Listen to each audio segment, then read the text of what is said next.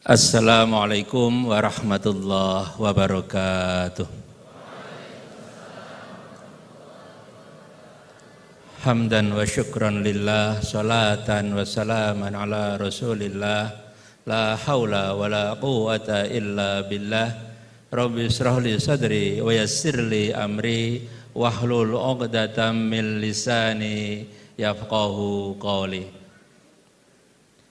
Yang terhormat Profesor Ki Haji Muhammad Quraish Shihab, terima kasih Prof. Quraish sudah berkenan hadir di UII. Yang terhormat Bapak Ki Haji Ahmad Bahauddin Nur Salim, Gus Baha, matur nuwun Gus Baha sudah berkenan rawuh di UII. Ibu Quraish Shihab yang berkenan hadir juga menemani Bapak Profesor Quraish Shihab. Tamu undangan hadir bersama kita, Rektor Universitas Gadjah Mada yang diwakili oleh Wakil Rektor Bidang 3, Bapak Dr. Aris Sucito, Bapak Rektor Universitas Semarang, Bapak Dr. Supari. Terima kasih Pak Rektor sudah berkenan hadir. Pengurus Pembina Yayasan Badan Wakaf yang kali ini diwakili oleh Sekretaris Pembina Bapak Dr. Harsoyo, pengurus yayasan yang diwakili oleh Bapak Ketua Pengembangan Masyarakat Bapak Aden Wisdan,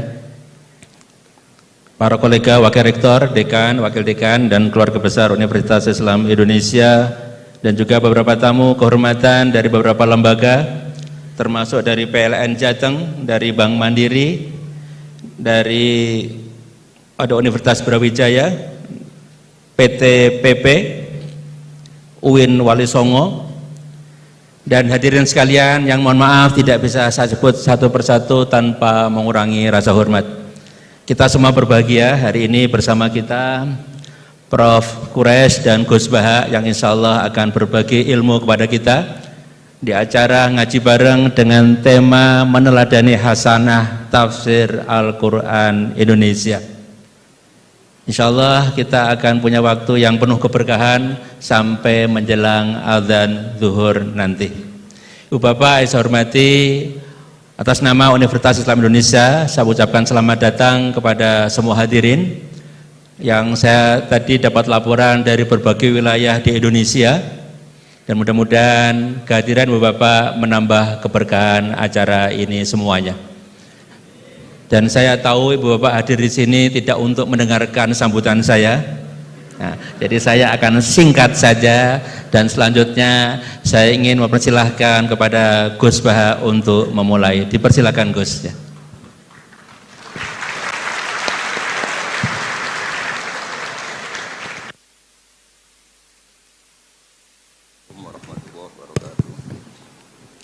Assalamualaikum warahmatullahi wabarakatuh. Bismillahirrahmanirrahim. Tabarakalladzi nazzalal furqana ala 'abdihi liyakuna lil 'alamin nadhira. Allahumma shalli wa sallim wa barik ala sayyidina Maulana Muhammadin wa ala alihi wa sahbihi asma'in, amma ba'du.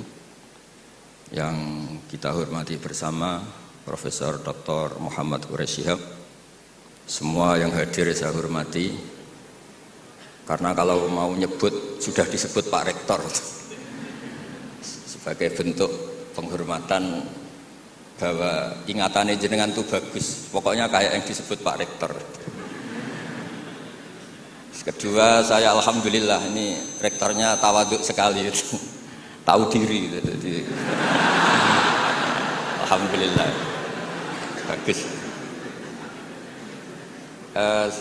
Singkat cerita, beliau pernah ke rumah saya sama Pak Lutfi sama Pak Harsoyo, minta saya ikut jadi pembina di Badan Wakaf.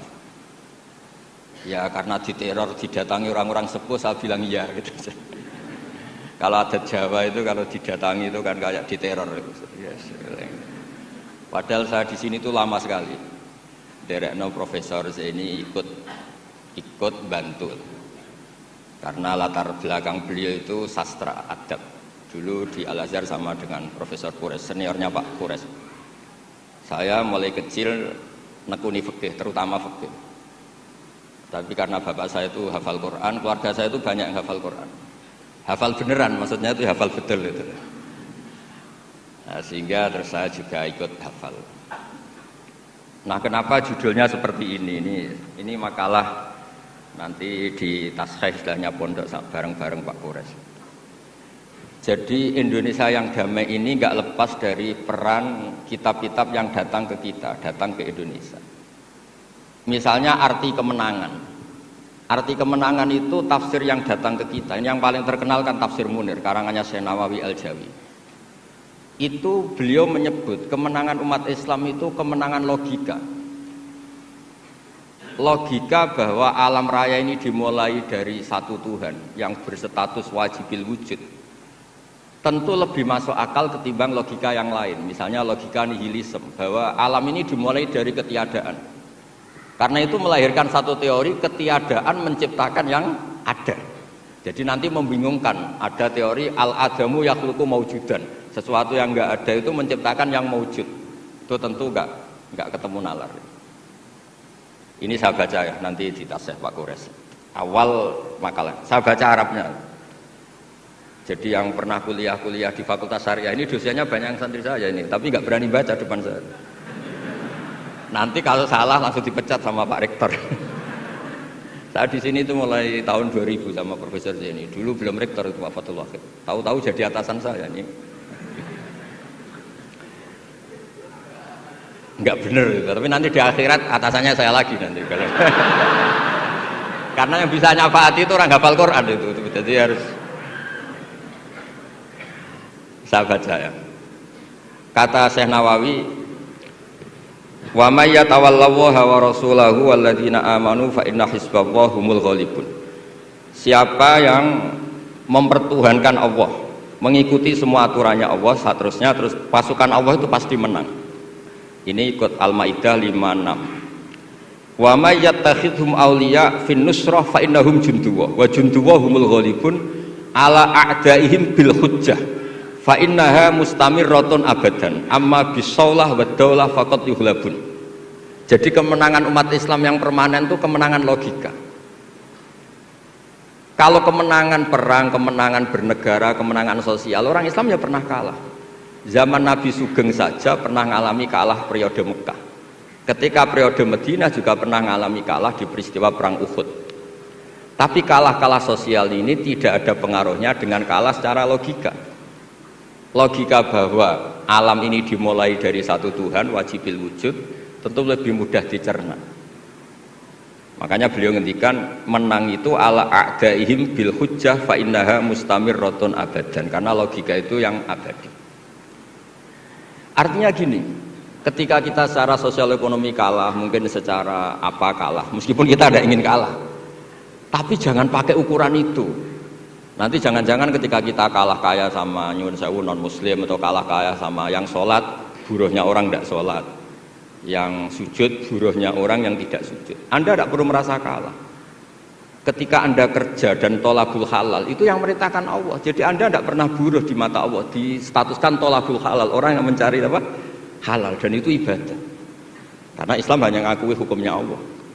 Dulu Sayyidina Ali karramallahu wajhah pernah ajjaro nafsahu li Yahudiyan, juga pernah kerja di orang Yahudi.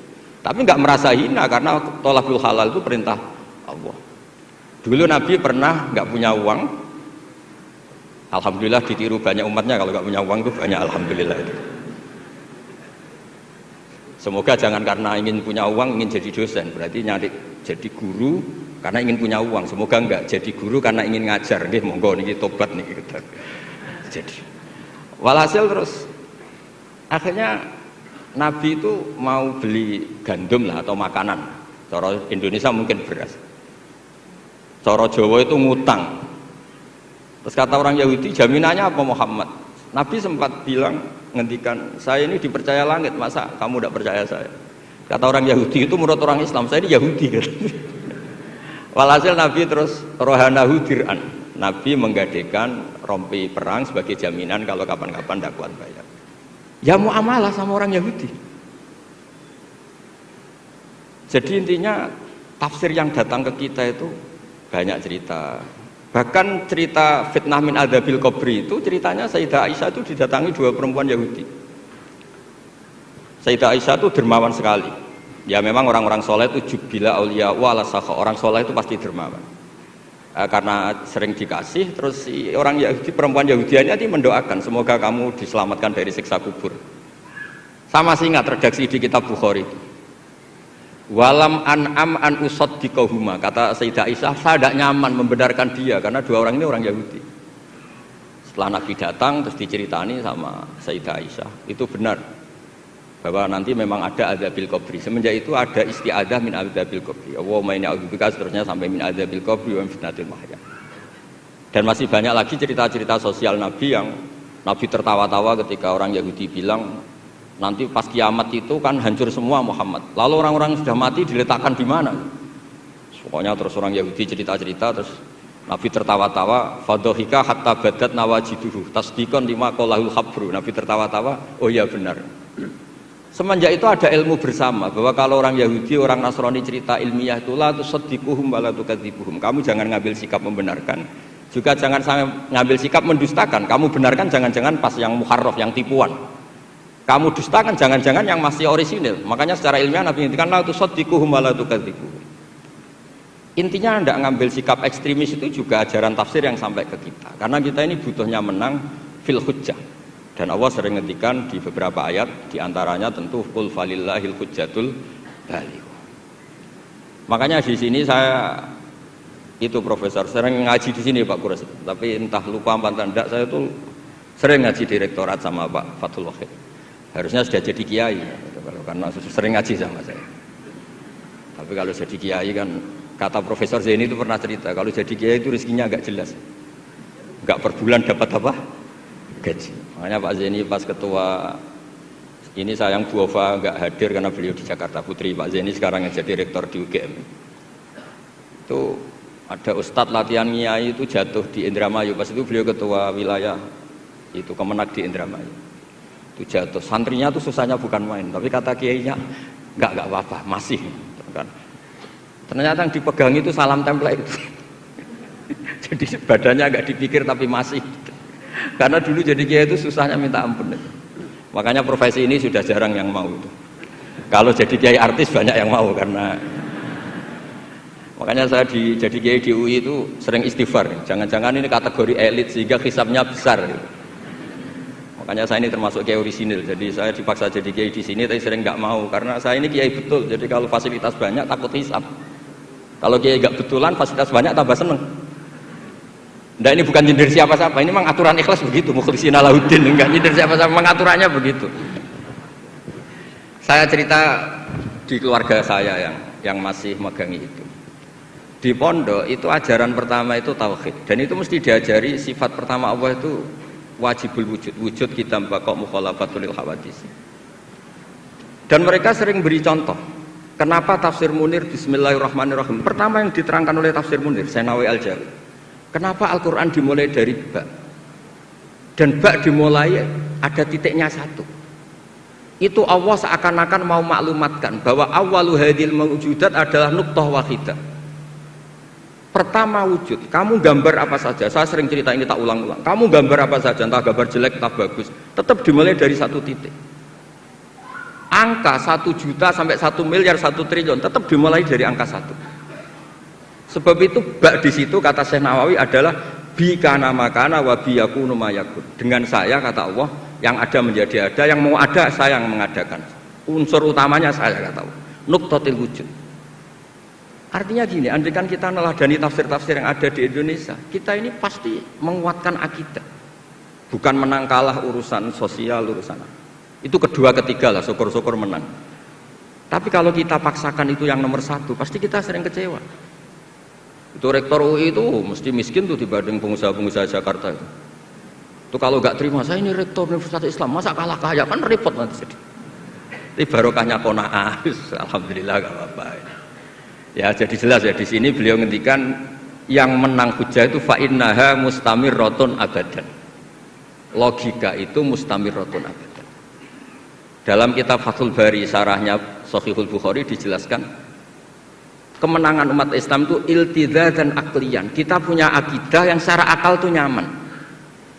Coba Anda misalnya jadi muslim, Anda mungkin profesor, kayak alim, kayak top, terus ditawari satu teori begini, hadil maujudat khalaqahal adamu misalnya, ini yang alam nyata ini penciptanya adalah ketiadaan, kamu pusing 7 keliling, ini gimana sesuatu yang ada kok penyebabnya ketiadaan. Sebab itu dulu ada sahabat namanya Jubair bin Mut'im, itu tokoh besar di kafir Quraisy. Saking tokohnya dia yang jadi utusan untuk membebaskan Asra Badrin, tawanan Badar. Pas dia nginep di masjid nunggu ketemu Nabi, Nabi pas sholat maghrib baca wattur wa kitabim mastur fi raqqim mansur, didengerin sama dia sampai pada ayat am khuliqu min ghairi syai'in am humul khaliqun. Masa alam raya yang seluas ini kemudian diciptakan tanpa sebab yang ada? Atau kamu-kamu yang enggak mengakui Tuhan itu kamu pencipta langit dan bumi? Am khalaqus samawati wal ard bal la yuqinun. Nangis dia. Nangis terus sungkem masuk Islam. Sampai ngendikan fakaan nama sudi qalbi. Sebagian riwayat kada qalbi ayatir, dengan logika yang dibangun Quran itu hampir habis, saya habis. Karena Quran sangat demokratis. Qul ara'aytum ma tad'una min dunillah aruni ma khalaqu minal ardi am lahum syirkun fis sama. Kalau Anda merasa jadi Tuhan enggak apa-apa. Tapi tunjukkan reputasi Anda. Apa Anda menciptakan langit bumi? Apa ketika saya bikin langit kata Allah kamu ikut urun? Saya sering cerita, apa kamu ikut nyumbang semen pas saya bikin langit? Enggak kan? Malah sebagian ayat Allah ngendikan ma asyadtuhum khalqas samawati wal ard. Mereka-mereka yang kamu tuhankan ketika aku bikin langit bumi, mereka di mana? Membantu saya apa kata Allah? Kok enak tahu-tahu jadi Tuhannya bumi, nggak ikut bikin, ikut jadi Tuhan gitu. Itu habis Jubair bin Mut'im. Akhirnya masuk Islam. Artinya gini, ketika Islam belum kuat, masih banyak ashabis sufa yang miskin, mondok saja numpang Nabi. Itu hujahnya sudah menang. Makanya kata Syekh Nawawi, yang mesti menang itu hujah fa innaha mustamirratun abadan. Ya dicicil aja satu aja ya, nanti kapan-kapan ketemu lagi. Terus ini yang agak rileks, ini yang spesial, saya itu jarang pergi sama istri saya gara-gara memang adatnya gitu. Tapi karena soal Pak Kures tadi istri saya ikut, karena Pak Kures juga bawa istri. Ini spesial betul. Biasanya saya agak pernah karena adat keluarga saya itu ya begitulah. Ya jadi saya mohon semohon-mohonnya nanti Pak Kures bisa nerangkan panjang lebar. Jadi terus yang kedua, ya dua aja lah dua. Ya ayyuhalladzina amanu sabiru. Di sini dijelaskan ala masyaqqatil istidlal fi ma'rifati tauhid wan nubuwah wal ma'ad. Wa ala masyaqqatis istinbatil jawab an syubuhati nahwil falasifah. Wahai orang-orang yang beriman, bersabarlah kamu. Di sini artinya sabar itu apa? Membuat logika yang mudah difahami banyak orang, kemudian orang itu mencintai Allah dan Rasul. Dulu itu ada orang Bedui. Ketika Imam Asy'ari berpendapat iman yang diterima itu imanul mufakkir, bukan imanul muqallid. Enggak boleh taklid buta dalam iman. Terus ditentang banyak orang. Dulu zaman Nabi banyak orang Bedui imannya diterima. Terus kata Imam Asy'ari, coba kamu jalan-jalan di kampung. Ternyata orang kampung ketika ditanya, bima arafta rabbak? Kamu selalu ngurusi ternak, ngurusi sapi, unta. Lalu kamu tahu Tuhan kamu dari mana? Jawabnya orang Arabi ini, al-ba'ratu tadullu alal ba'ir wa atharul aqdam yadullu alal masir. Ada kotoran ya ada sapinya. Kalau ada bekas orang lewat ya pasti ada yang lewat. Artinya kalau ada makhluk itu pasti ada atharun min athari qudratillahi ta'ala. Pasti ada bukti yang menciptakan. Itu ulama terus bikin logika. Lah yang saya sering cerita paling populer di kitab saya punya kitab namanya Nailul Ma'mul, karangannya Syekh Mahfud At-Turmusi, itu orang Indonesia juga. Beliau nukil dari cerita Imam Amudi. Saya cerita di mana-mana. Imam Amudi itu gurunya Syekh Izzuddin bin Abdussalam, Sultanul Ulama itu punya guru namanya Imam Amudi. Itu senangannya ngajar matematika, bukan ngajar tafsir, ngajar matematika. Terus ketika beliau meninggal, muridnya tanya. Tadi Profesor Kures juga cerita mimpi. Ini saya cerita mimpinya Imam Amudi. Ma fa'ala bika rabbuk, yang diperlakukan Tuhan kamu itu apa? Anda hanya pengajar matematika. Terus kata Imam Amudi, ternyata ketika Allah ketemu saya mengumpulkan banyak malaikat disuruh ngajar saya. Saya masih hafal teksnya. Istadilla ala wahdaniyati bi hadrati malaikati. Coba kamu terangkan cara menemukan saya bahwa saya ini satu di depan para malaikat. Kalau malaikat kan sudah tahu karena bawa aras, bawa surga neraka. Terus kata Imam Amudi, beliau ngendikan semuanya adalah, beliau ngendikan angka itu 2, 3 sampai 1 triliun sampai berapapun, nisbatu dzalika ilal wahid nisbatul far'i ilal asli. Angka itu entah 2, entah 4, entah 1 miliar, 1 triliun dibandingkan angka 1 tetap namanya nisbatul far'i ilal asli, tetap semuanya itu tabang dari angka 1. Fasabatal wahid jalla jalaluh, maka yang mesti abadi, yang mesti ada al wahid jalla jalaluh. Allah senangnya bukan main. Loh ini lo pinter, nggak jadi malaikat sudah ngerti kalau saya ini 1. Nah, itu ya pinternya ulama. Isbiru ala masyaqqatil istidlal fi ma'rifatit tauhid. Nggih, clear ngoten mawon. Monggo niki kula Sohibul Bait karena saya niki anak buah Pak Wahid. Monggo jenengan. Untuk selanjutnya kami mohonkan Prof. Quraisy.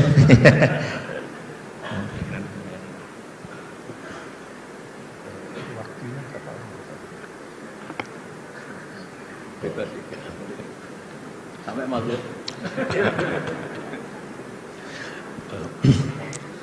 Bismillahirrahmanirrahim. Bapak Rektor, bapak-bapak, ibu-ibu, saudara-saudara sekalian, Assalamualaikum warahmatullahi wabarakatuh.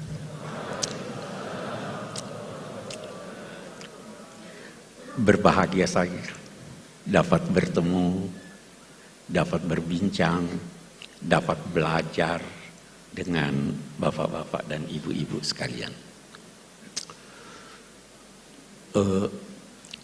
Saya tidak ingin mulai sebelum berkomentar tentang ayat yang dipilih tadi.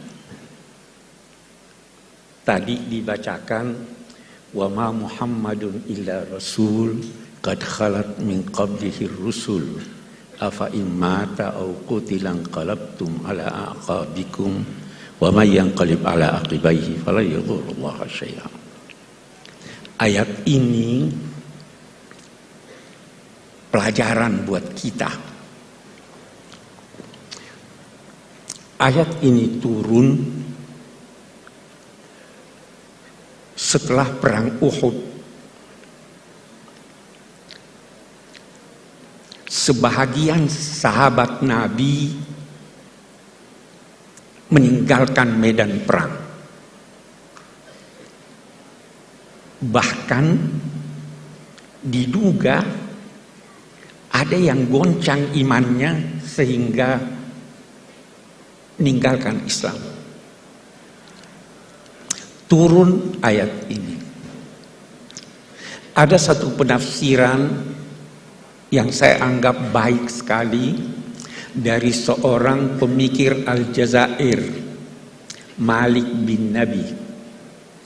Beliau berkata, ayat ini pelajaran buat kita semua bahwa jangan menilai baik buruknya sesuatu dengan mengaitkannya pada sosok yang mengucapkannya.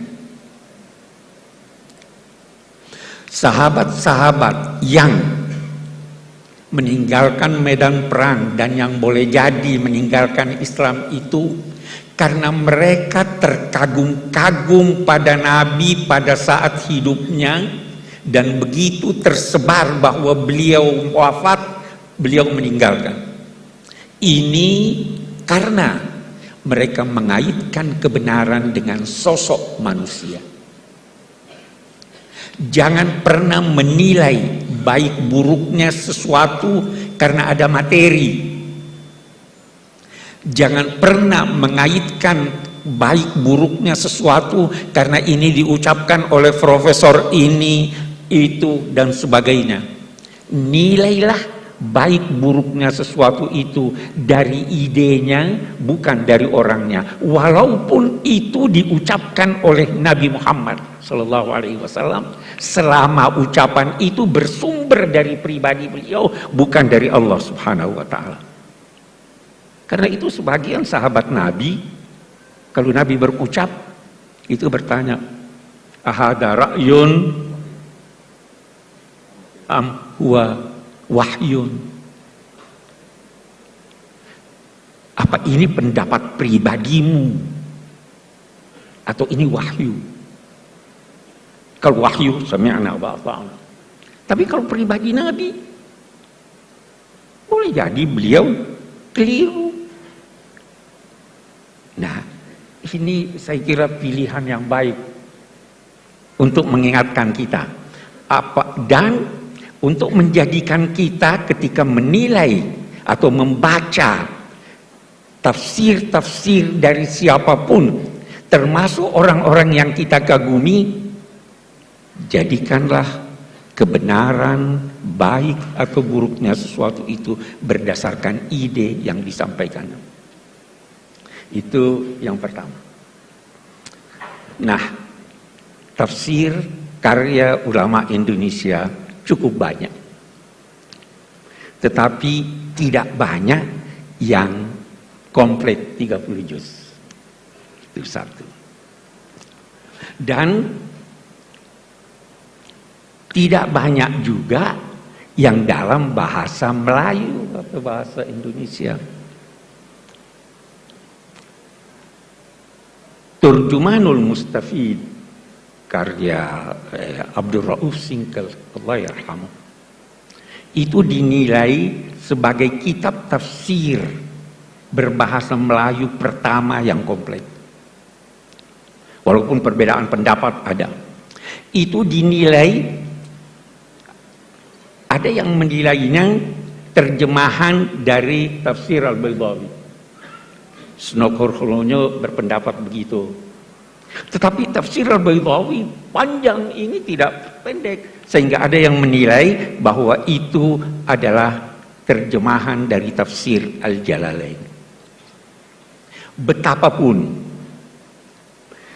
saya tidak ingin masuk kepada ini terjemahan atau bukan, tetapi yang jelas bahwa beliau perintis penafsiran Al-Quran dalam bahasa Indonesia. Kita ingin ini kembali. Rintisan ini perlu sekarang. Kalau kita mau cari,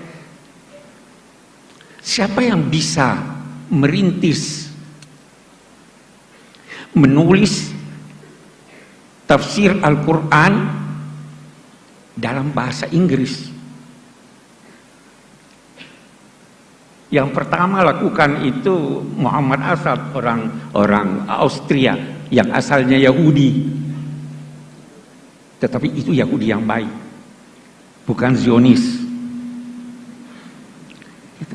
Saya bermimpi ketika kita mengenang Syekh Abdul Rauf Singkal yang tafsirnya itu berpengaruh selama 3 abad. Beliau wafat tahun 1690-an. Saya bermimpi ada tafsir yang bisa memperkenalkan Indonesia bahwa ini dalam bahasa Inggris.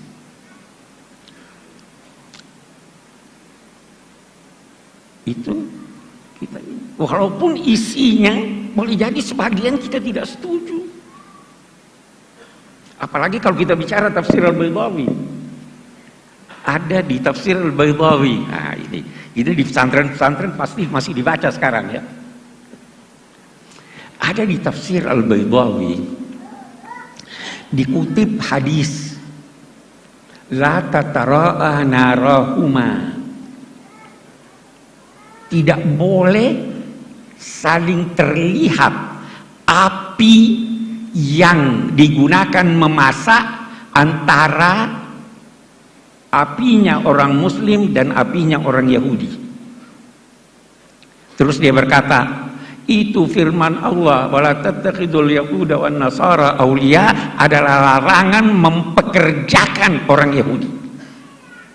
Ini nggak bisa. Itu dibantah sudah oleh ulama-ulama yang lain. Tapi kita berkata itu pada masanya. Pada masa kita situasi telah berbeda. Jadi walaupun kita membaca, kita kritis. Betapapun Syekh Abdul Rauf Singkal adalah perintis yang harus kita hormati dan kita ikuti jejak beliau dalam hal yang benar. Saya pindah Syekh Nawawi Banten, Allah yarham.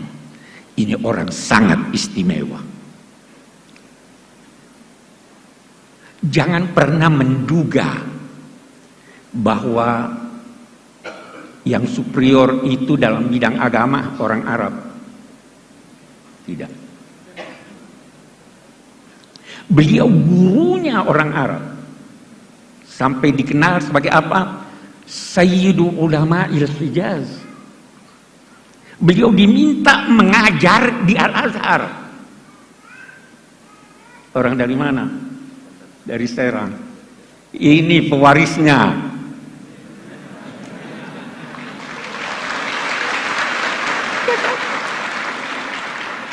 Terus sebabnya saya selalu bilang, ini perlu didorong. Ini.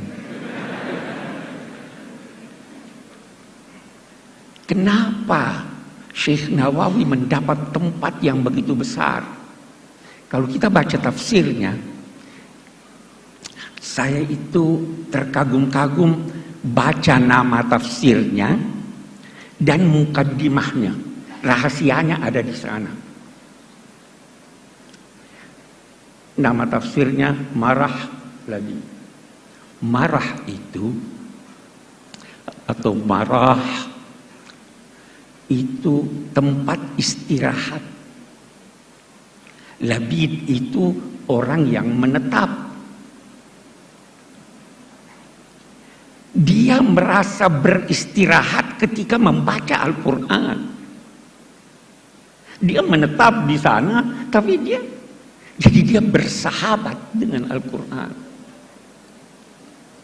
Anda mau bersahabat dengan Al-Quran, dia beritahu Anda rahasia-rahasianya. Saya baru tadi cerita soal Al-Ibriz. Almarhum ayah sahabat karib saya, Gusmus. Itu pernah, menurut Ulil Albab, pernah ada satu orang memimpikan beliau. Itu saya ada tulis di tafsir saya, ada kesalahan, perbaiki. Melalui alam gaib dia kirim kemari pesan. Dan ternyata diperiksa. Itu kenapa? Karena bersahabat dengan Al-Quran. Nah, kita kembali kepada Syekh Nawawi Banten. Di mukaddimahnya beliau berkata, Amarani ba'dul a'izzah an aktubah fi tafsiril Qur'anil Majid. Saya diperintah, bukan diminta. Lihat tawadhu'nya, rendah hatinya. Saya diperintah oleh orang-orang mulia untuk menulis tafsir Al-Quran. Fataraddatu zamanan tawilan. Saya ragu. Kenapa ragu, wahai imam? Jangan sampai saya termasuk kelompok orang yang dinyatakan Nabi memfassar Al-Qur'ana bi ra'yihi falyatabawwa maka. Ini orang takut. Tidak gampang-gampang tafsir. Ini sudah alim besar ini masih takut dia menafsirkan. Memang itu. Allahu nazzala ahsanal hadis kitaban mutasyabihan taqsya'irru minhu juludul ladzina amanu. Baru setelah itu wa tatma'innu qulubuhum. Ya kan? Setelah merasa takut, zamanan, waktu yang panjang, saya nggak bisa, takut saya salah. Terus beliau menulis apa? Maka saya menulis iqtidaan bis salafis salih, mengikuti orang-orang alim sebelum saya. Baru ada hal yang menarik lagi dari mukaddimahnya. Li'anna di kulli zamanin tajdida. Allahu Akbar. Ini tahun berapa itu? Tahun 1890-an barangkali ya. Dia sudah bicara tentang tajdid. Setiap zaman, kenapa dia mau tulis? Saya tulis sekarang. Karena setiap zaman memerlukan tajdid. Itu di mukaddimahnya. Tajdid itu bukan berarti memberikan sesuatu yang baru, tidak harus baru. Sesuatu yang lama tapi sudah terlupakan itu tajdid. Kan? Sesuatu yang lama yang perlu tambahan argumentasi walaupun barangnya sama, itu tajdid. Tidak harus selalu yang baru. Sekian banyak pendapat-pendapat ulama lama yang sampai sekarang itu bagus sekali.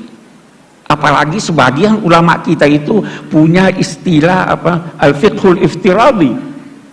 Bagaimana kalau begini? Itu bahasanya belum terjadi, mereka sudah bayangkan. Itu berguna buat kita. Nah, ini yang dilakukan oleh Syekh Nawawi.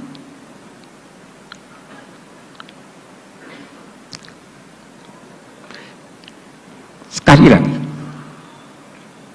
beliau sangat takut salah, tetapi ingin untuk menjelaskan mengikuti as-salafus saleh. Dari sini lahir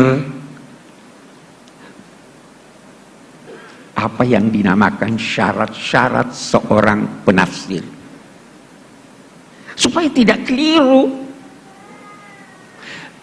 Memang saya pernah waktu mengajar masih di Makassar baca itu syarat-syaratnya Imam Suyuti, itu banyak sekali syarat-syaratnya. Ini Pak, tidak bisa Pak, kita ini syarat ini harus ngerti bahasa Arab dengan segala ininya, usul fikih ini. Saya jawab mereka, itu buat yang mau menafsirkan seluruh Al-Quran. Tapi kalau mau menafsirkan 1-2 ayat, tidak harus semuanya itu, ya kan? Dan itu untuk yang mau menafsirkan, bukan untuk yang mau menyampaikan tafsir. Beda itu, ya kan? Walaupun demikian, karena ini mahasiswa yang saya harap ini Pak tidak bisa Pak kita ini. Saya bilang begini deh, kita mari lihat syarat-syarat itu. Imam Suyuti berkata, syarat pertama sahhatul aqidah. Akidahnya harus lurus. Saya bilang, kita ganti aja ini. Bagaimana? Objektivitas. Asal objektif. Tidak harus. Anda boleh mengambil pendapat orientalis, asal dia objektif. Tidak harus sahhatul aqidah. Akidahnya salah. Tapi kalau benar, al-hikmatu dhalatul mu'min. Terus bagaimana ini? Saya bilang tidak usah perhatikan itu. Syarat, hindari saja sebab-sebab kekeliruan. Sebab kekeliruan itu salah satu diantaranya tidak ngerti bahasa Arab.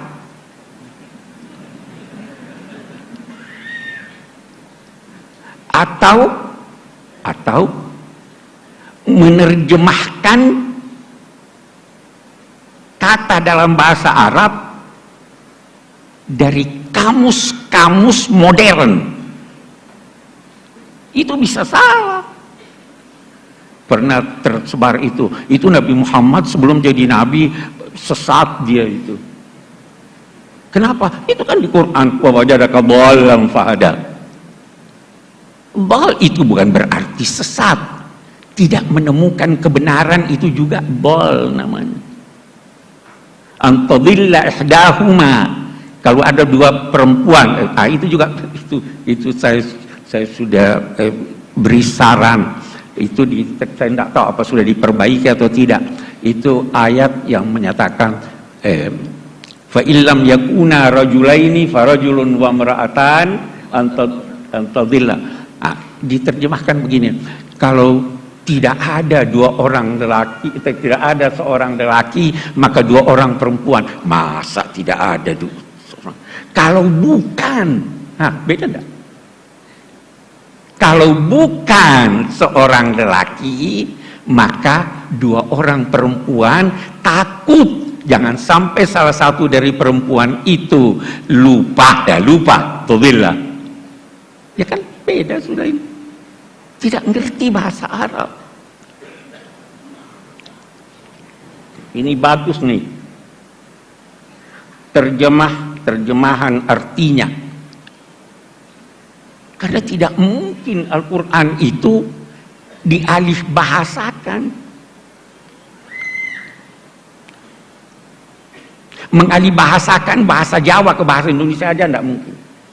Terlalu kaya bahasa Jawa. Ya.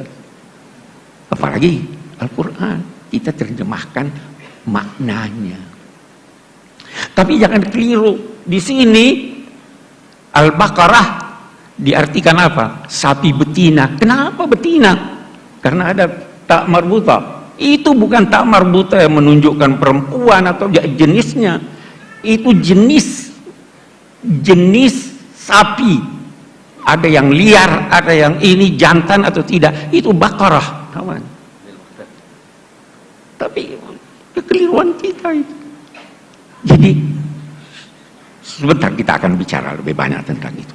Yang penting jangan pernah menduga, sekali lagi, bahwa kita bangsa Indonesia tidak mampu melebihi bangsa-bangsa lain walaupun yang bahasa ibunya bahasa Al-Quran.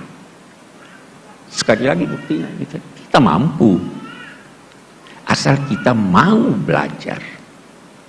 Kita bisa. Bahkan sampai sekarang saya anggota Majlis Hukama Al-Muslimin, pimpinan Syekh Al-Azhar. Itu majlis ini meminta agar mereka yang ditugaskan dari Al-Azhar, dari Abu Dhabi, itu ke Indonesia mempelajari apa? Bagaimana toleransi di Indonesia. Orang belajar sama kita toleransi. Kita mampu. Mudah-mudahan pemilu ini tidak membuktikan kita tidak mampu bertoleransi, ya kan? Tapi kita mampu. Orang mempelajari Pancasila. Itu terkagum-kagum. Bagaimana bisa bukan negara agama, bukan juga negara sekuler. Itu ulama-ulama kita tuh yang. Jadi kita mampu. Yang penting kita mau untuk itu. Itu kalau kita bicara Syekh Nawawi, panjang kalau kita mau bicara tentang beliau. Tapi saya kira yang saya ingin garis bawahi, bagaimana tawadhu beliau, bagaimana rasa takut beliau, bagaimana kesungguhan beliau di dalam menafsirkan Al-Quran, sehingga mampu memberi bekas yang sangat besar dalam pemikiran umat Islam, khususnya pada masa lalu. Mari kita lihat lagi yang lain. Tafsir itu adalah penjelasan tentang maksud firman-firman Allah sesuai kemampuan manusia. Kemampuan manusia bertingkat-tingkat. Kecenderungan manusia bertingkat-tingkat, berbeda-beda. Sehingga corak tafsir itu berbeda-beda, bahkan bisa jadi ada penafsiran antara satu dengan yang lain itu sedemikian berbeda sehingga bisa dinilai bertolak belakang. Jangan cepat-cepat mempersalahkan. Saya beri contoh. Apa artinya nikah? Itu kita baca itu ayat. Wala tankihu ma nakaha abaukum minan nisa. Nikah itu akad atau hubungan seks. Kalau saya berkata nikah itu akad, maka seorang ayah yang berhubungan seks dengan seorang wanita, lalu wanita itu hendak dikawini oleh anaknya, boleh atau tidak? Boleh, karena dia tidak menikah. Tapi kalau kita berkata bahwa nikah itu adalah hubungan seks, berlawanan kalau nikah Kalau dia sudah menikah walaupun belum berhubungan seks, sudah tidak boleh. Jadi kita harus mentoleransi ini, silahkan. Banyak sekali hal-hal semacam itu. Tapi ada hal yang menarik. Ada hal yang menarik. Dari tafsir-tafsir berbahasa Indonesia ini, ada yang jelas sekali nuansa Indonesianya. Tafsir Buya Hamka itu jelas sekali nuansa Indonesianya. Sajak-sajak dalam bahasa Indonesia, ya toh. Bahasa Indonesianya indah. Contoh-contohnya itu yang kita kenal di Indonesia. Saya di Tafsir Al-Misbah, belum habis waktu saya. Saya di Tafsir Al-Misbah ada menulis tentang mathalu kalimatin thayyibah kasyajaratin thayyibah. Perumpamaan kalimat thayyibah la ilaha illallah itu adalah seperti pohon yang baik. Asluha thabit wa far'uha fis sama. Akarnya menghunjam ke dalam, kokoh. Cabangnya naik, menjulang ke atas, dan menghasilkan buah yang banyak. Banyak ulama, termasuk saya yang mengutip ini, mengatakan itu pohon korma. Tapi pernah lihat pohon korma? Tidak semua kita pernah lihat pohon korma. Bagaimana kalau kita tafsirkan, terjemahkan itu dengan pohon kelapa? Bisa saja.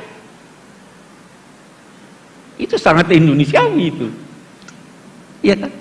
Itu corak tafsir. Kita ingin problema-problema kita carikan solusinya di dalam Al-Quran.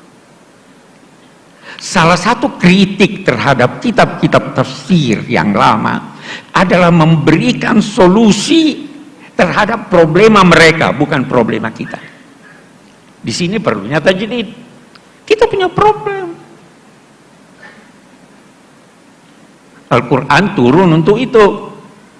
Apa itu? Kana nasu ummatan wahida Faba'atsallahu an-nabiyyina mubashshirina wa mundzirin wa anzala ma'ahumul kitab liyahkuma bainan nasi fi maktalaf. Alkitab itu turun untuk memberi putusan tentang perselisihan manusia. Ulama itu bertugas menyelesaikan problem, bukan menjadi problem. Ya. Itu tugas kita. Ini yang kembali lagi saya kepada Imam An-Nawawi tadi. Ini tajdid. Tajdid sudah didengungkan jauh sebelum Kiai Ahmad Dahlan. Sudah dicetuskan ulama itu lanjutan dari ini, kita tajdid. Tapi dasar ulama-ulama yang begitu tekun menulis tafsir tahunan. Itu tafsir Al-Furqan 30 tahun. Itu pertanyaan yang datang, dia tulis setelah 30 tahun baru jadi. Itu pun ada kritik. Terlalu ahli bahasa. Padahal tidak semua bisa diartikan, punya arti dalam bahasa Indonesia. Banyak sekali. Satu contoh umum. Aqimus shalah apa artinya? Memang dirikan salat. Apa itu yang dimaksud? Qama itu satu dulu hal. Qama itu berarti berdiri, itu sikap sempurna. Anda mau hormat orang sambil baring nggak sempurna, sambil duduk nggak sempurna. Qama. Sehingga qama itu berarti ketika berkata aqimus shalah, sempurnakan pelaksanaan salat. Khusyuknya, sebelum khusyuknya, sunnahnya wajib itu aqimus shalah. Mau diterjemahkan apa nih sekarang? Ya terjemahan artinya. Kalau kita hanya terjemahan begitu seperti yang seringkali kita temukan di Al-Furqan, itu bisa atuz zakah. Apa artinya atuz zakah? Tunaikan. Atu itu bisa berarti sempurna. Atu itu bisa berarti antar. Atu itu bisa berarti sesuatu objeknya yang baik. Tuh. Jadi jangan jadikan di bulan Ramadan masa pameran kemiskinan. Tidak, atuz zakat. Ulama-ulama saya teringat itu Syekh Muhammad Rashid Ridha di dalam tafsir Al-Manar. Dia itu menulis tafsirnya untuk majalah Al-Manar. Seringkali dia tidak sempat merujuk ketika menulis. Maka ketika dia tulis tentang atu, dia katakan sepanjang ingatan saya itu dia yatin bukan subhanallah. Walat yatinal fahishata min nisaikum yatina ya. Ini orang alim besar nih tapi sembunyi diri nih. Saya tidak pernah setuju sama dia.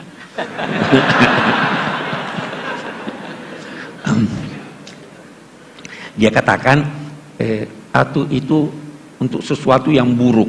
Yatina sesuatu yang buruk. Yatinal fahisha. Rashid Ridha kita hormat, tapi karena tidak hati-hati dia salah. Apa buktinya salah? Kenapa ada yatina min kulli fajjin amik? Haji baik. Syekh Sya'rawi, ini ulama besar Mesir, Allah yarham. Anda tahu dalam usia 82 tahun baru dia tahu persis apa arti Atiyah. Ini qad balagtu minal umri atiyah. Saya tidak tahu persis apa artinya kecuali setelah saya ke London. Saya berobat. Waktu saya berobat, dokter bilang ini tidak ada obatnya lagi. Vitamin tidak berguna, operasi tidak berguna. Anda telah mencapai usia yang penyakit Anda ini sudah sedemikian besar karena usia sehingga tidak diobati. Terus dia berkata, oh inilah yang dimaksud qad balagtu minal umri itiyah. Itu baru tahu tuh. Jangan malu berkata saya tidak tahu. Ya kan? Nah ini, itu kalau kita bicara tentang kosakata banyak sekali itu. Seringkali orang keliru, tidak memperhatikan hubungan antar ayat. Ini ada hubungannya dengan itu. Seringkali orang tidak memperhatikan itu. Syekh Rashid Ridha, kita bicara Rashid Ridha, itu indah sekali. Dia itu paling suka kritik ulama. Itu Syekh Imam Suyuti dinamainya Hatibul Lail. Hatibul Lail itu artinya orang yang kumpul kayu bakar di malam hari. Dia tidak bisa bedakan ini kayu atau bukan. Dia himpun aja. Ya. Semuanya dia kritik. Tapi ketika sampai pada gurunya,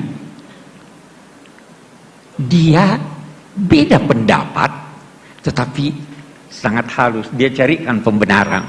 Saya ingin jadikan ini sebagai contoh bagaimana orang harus menghormati guru. Ya, kita ambil sisi positifnya. Nah, saya beri contoh Anda. Quran itu singkat padat. Terkadang dia tidak sebut lagi satu kata karena sudah ada isyarat pada kata yang lain. Saya beri contoh.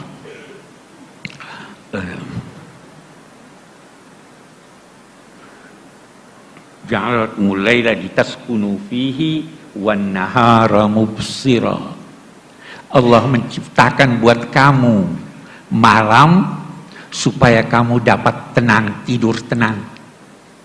Dan menciptakan siang terang benderang. Ini ada kata yang tidak disebut. Allah menciptakan buat kamu gelap, malam itu gelap supaya kamu dapat tenang tidur. Kenapa dia tidak sebut gelap? Karena di sini sudah ada dia sebut mubsiran. Tapi dia tidak sebut untuk apa itu mubsiran, karena sudah ada di sana lawannya. Sama dengan zuyyina linnasi hubbus syahawati minal nisa'i. Diperindah bagi manusia kecintaan kepada perempuan. Memangnya perempuan tidak cinta laki-laki? Kenapa tidak disebut? Tidak disebutkan? Wal banina, dan anak laki-laki. Memangnya anak perempuan tidak disebut? Saya punya 4 anak perempuan, semua saya cintai. Ya kan? Kenapa begini? Singkat. Al-Quran ingin berkata, karena saya sudah sebut di sini An-Nisa, saya tidak perlu sebut Ar-Rijal, karena di sana saya sebut itu di Quran banyak sekali. Hubungan antar ayat itu banyak sekali. Yang biasa karena tidak memperhatikan itu, kita masuk dalam kekeliruan pada penafsiran ayat-ayat Al-Quran. Itu kita lihat. Dan ulama-ulama kita itu tidak segan-segan mengoreksi pendapatnya. Saya pernah ditanya, Pak Kures, koreksi enggak? Ada enggak kesalahan di tafsir Al-Misbah yang banyak? Koreksi enggak? Saya bilang saya serahkan pada yang lain untuk mengoreksi, karena saya sudah tua, saya sudah tidak bisa. Kalau Pak Hasbi As-Siddiqi itu dia koreksi. Itu ulama beneran. Itu ulama-ulama kita. Ya kan? Jadi sebenarnya sekali lagi saya ingin katakan, kita ini alhamdulillah punya potensi yang sangat besar untuk mengembangkan ilmu pengetahuan. Dan mungkin yang diperlukan adalah tekad dan bantuan Allah Subhanahu wa ta'ala. Yakinlah kalau Anda bersahabat dengan Al-Quran, dia akan menyampaikan pada Anda rahasia-rahasianya, baik melalui bacaan Anda maupun melalui ilham. Itu kan, baca itu, Iqra bismi rabbikal ladzi khalaq, khalaqal insana min 'alaq. Baru dia Iqra wa rabbukal akram alladzi 'allama bil qalam. Yang kedua nih yang kita mau, 'allamal insan. Itu dapat ilham Anda. Tanyakanlah kepada mereka yang banyak menulis tentang itu. Anda dapat ilham. Al-Quran itu tidak habis-habis maknanya. Tidak ubahnya seperti alam raya ini. Bumi kita ini dari dulu seperti ini, tapi setiap saat ada rahasia baru kalau kita pelajari. Kalau Anda belajar Al-Quran, setiap saat Anda bisa mendapatkan rahasia baru. Yang disampaikan boleh jadi melalui penelitian Anda, atau boleh jadi melalui mimpi, melalui ilham, dan sebagainya. Itu sebabnya dia katakan Iqra wa rabbukal akram. Dia bukan katakan wa rabbukal karim. Karim itu apa artinya? Dari segi bahasa. Kita biasa artikan mulia, ya. Bukan dong mulia. Salah satu yang dikembangkan oleh ulama-ulama dewasa ini adalah tidak memahami kosakata Al-Quran kecuali dengan merujuk pada Al-Quran. Al-Quran menggunakan kata karim. Rizqun karim, rezeki yang karim. Zaujun karim, pasangan yang karim. Zillun karim, banyak. Apa artinya karim ini? Kalau saya berkata mulia, apa sih mulia itu? Karim itu sesuatu yang terbaik menurut objeknya. Kalau saya berkata rizqun karim, kalau rezeki itu, rezekinya itu, rezeki lagi bisa macam-macam rezeki. Kita ambillah duit. Apa itu rezeki? Yang banyak tapi halal. Kalau banyak tidak halal bukan karim. Pasangan yang karim, yang sesuai. Itu zilun karim, daungan, semuanya itu karim. Karena itu sekali lagi kita tidak bisa terjemahkan mulia. Mulia itu apa? Mulia itu yang langka. Kalau tidak langka tidak mulia. Itu sebabnya permata yang hebat dinamai ahjar karimah. Yang Anda butuhkan. Kalau Anda tidak butuhkan, tidak karim. Walaupun langka. Apalagi yang sulit terjangkau. Itu makna-makna yang mesti bisa kita kembangkan dan menghasilkan makna-makna baru dalam konteks tafsir. Ini sudah dirintis oleh ulama-ulama kita. Kita perlu kembangkan. Kita perlu ini. Karena apa yang ditulis jangan jauh-jauh. Yang ditulis di Departemen Agama punya, yang disusun itu masih banyak kesalahan yang kita temukan. Boleh jadi kesalahannya karena belum ditemukan dari segi ilmiah. Boleh jadi juga kesalahannya karena kedangkalan pemahaman kita terhadap Al-Quran. Ada. Sekarang pun masih terus diupayakan untuk merevisi itu. Apa yang salah. Banyak. Jadi, ya saya bicara sudah terlalu panjang. Saya kira saya cukupkan sampai di sini. Assalamualaikum warahmatullahi wabarakatuh.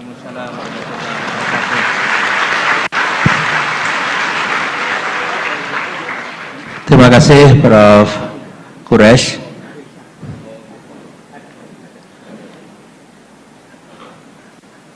Maaf Gus Pak, mau menambahkan? Ibu Bapak yang hormati, kita masih punya waktu dan kita buka sesi tanya jawab. Nanti mohon.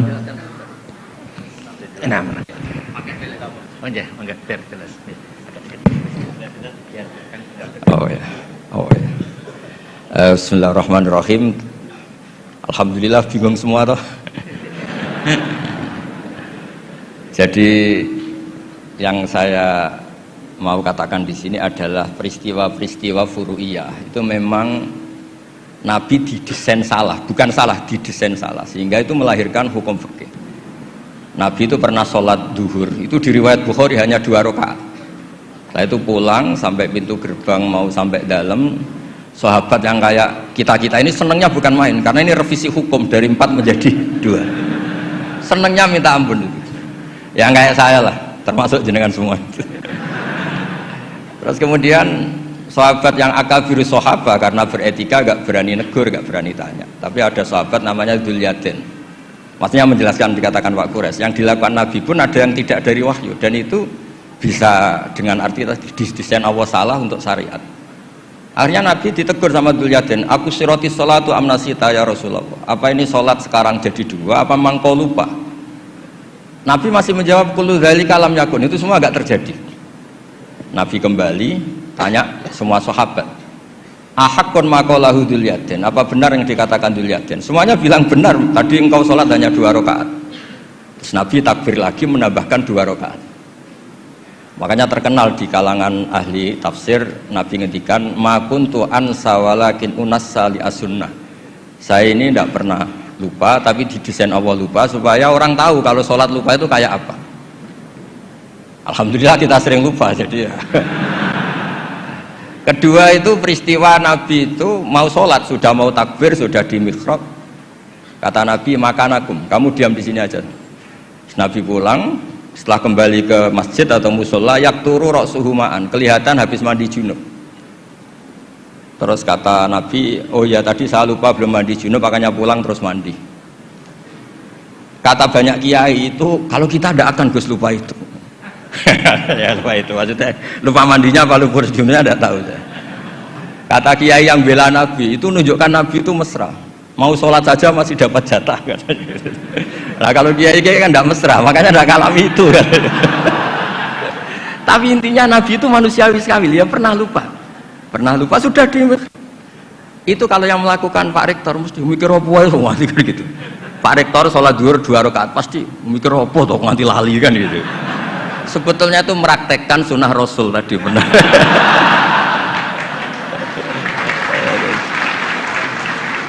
Tidak supaya nanti jenengan nggak salah paham yang dikatakan Pak Kores tadi. Memang ada peristiwa furu yang seperti itu. Yang terakhir saya beri contoh. Sholat qadha itu normalnya tidak wajib. Normalnya secara fikih tidak wajib karena timingnya waktunya sudah kelewat. Misalnya anak SD atau SMP sekolah jam 2 siang datang jam 4 sore kan normalnya sudah nggak ada gunanya karena waktunya sudah selesai. Padahal sholat itu berwaktu. Tapi karena Nabi pernah qadha, Nabi itu pernah, dan Nabi itu memang luar biasa. Pas qadha saja didesain nggak salah. Padahal mestinya qadha itu kan gimana gitu. Nabi itu sudah sekitar 3:30 lalu jam 3. Bilang ke Bilal, Bilal saya ini ngantuk mau tidur. Dah tidur saja ya Rasulullah. Saya ini mau sholat malam sampai subuh. Tenang saja. Ya kalau gitu ikhla' lana lail, kamu jaga. Iya tenang aja Nabi. Setelah sholat ternyata Bilal ketiduran juga. sampai sekitar jam 8 kalau 8:30 sampai tidak membangunkan kita kecuali harus samsi sampai matahari panas. Terus Nabi tanya, Bilal gimana janji kamu? Katanya Bilal enak. Saya juga ngalami apa yang kau alami ya Rasulullah. Akhirnya terus Nabi nyuruh Bilal, nyuruh walhasil diadakan sholat jamaah. Nah berkahnya Nabi didesain lupa tadi diketahui kalau sholat qadha itu wajib. Andai kan tidak terjadi kesalahan itu, maka qadha itu tidak wajib karena momentumnya sudah kelewat. Jadi itu yang dengan arti itu tadi, ma kuntu ansa walakin unassa li as-sunnah. Saya ini tidak pernah lupa, tapi sering didesain Allah itu lupa. Supaya orang tahu kalau beribadah pas lupa atau ada kesalahan sosial apa, cara benahinya gimana. Terus yang kedua tentang tadi yang diceritakan Pak Kores belum dikasih nama iktifa kalau dalam bahasa Balaghah. Quran itu sering pakai bahasa yang iktifa. Iktifa itu menyebut satu karena yang lainnya sudah diketahui. Atau dinisbatkan pada lawan bicara. Misalnya gini, kalau polisi bilang itu dibunuh oleh orang yang nggak dikenal, dicuri oleh orang yang nggak dikenal. Nggak dikenal itu binisbat kepada siapa? Kepada yang punya rumah kan. Kalau yang nyuruh kan tahu, teman malingnya kan tahu. Sodaqah rahasia, bagi yang dikasih kan tahu. Bilang rahasia binisbat ke siapa? Nah begitu juga Quran sering cerita alladzina yu'minuna bil ghaibi. Semua orang Islam itu iman sama Nabi Muhammad SAW. Itu tidak ghaib, Nabi musyahad, Nabi maujud musyahad.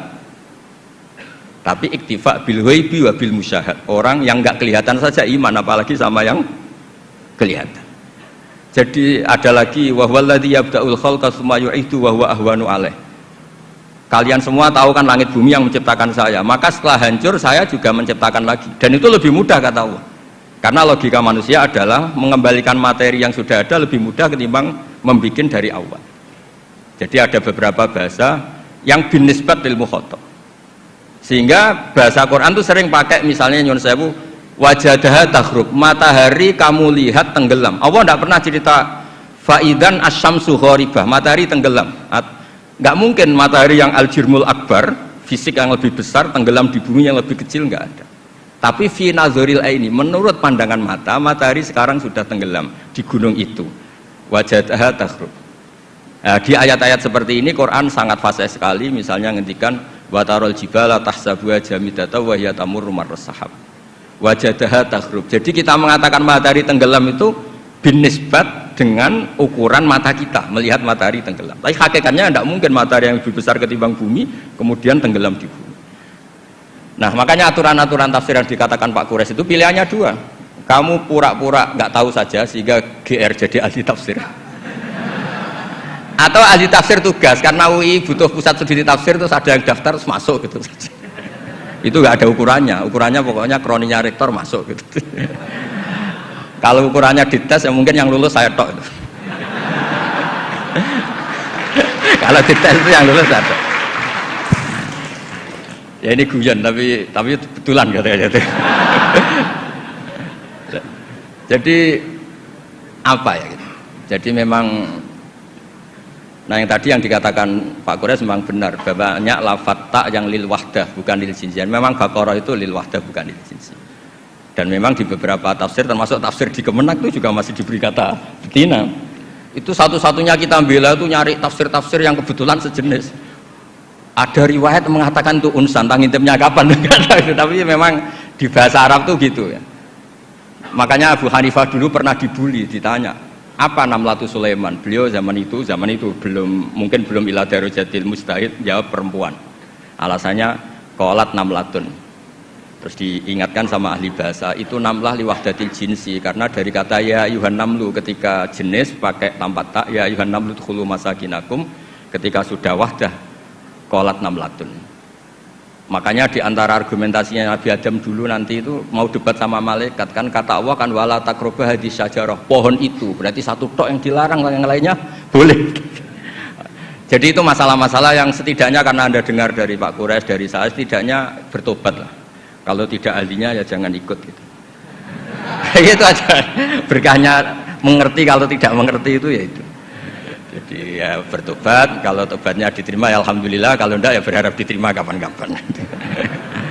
Nanti ini Pak Rektor biar ini di struktur UI itu atasan saya, tapi beliau sering ngaji sama saya, entah kuat yang mana, struktur guru sama supaya saling tawadhu itu karena kata Nabi, semua Nabi dikasih wahyu antawadhu hatta la yafkhara ahadun ala ahadin, semuanya harus tawadhu sehingga tidak ada orang yang saling sombong. Nggak apa-apa, ada kalah, ada menang, nggak apa-apa, malah bagus. Ya gitu, saya pikir nanti pertanyaannya yang gampang-gampang ya, karena nanti kalau jenengan tanya yang sulit itu berarti nggak paham, masih kesulitan. Kalau tanya yang mudah itu berarti Anda masih belum pinter. Coba nanti Anda milih aja. Abu Nawas pernah disuruh pidato, dia nggak bisa pidato, disuruh pidato. Akhirnya orang minta semua supaya beliau nggak pidato. Dia susahnya bukan main. Dia tanya, Anda semua orang pinter apa orang goblok? Kalau orang goblok butuh saya pidato nih. Kalau orang pinter nggak butuh. Akhirnya jawab, kita orang pinter. Ya sudah, wassalamualaikum warahmatullahi wabarakatuh. Supaya dia tidak pidato. Ya terserah, monggo jenengan milih yang pinter apa yang monggo Pak. Lebih jelas mana aja. Terima kasih Gus. Monggo Ibu Bapak kita itibak dengan saran Gus Pak yang gampang-gampang saja. Monggo dibantu panitia depan.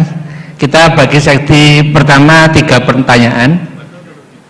Mohon nanti disebutkan nama dan asal. Maaf. Ini nih. Ya. Oke. Ya.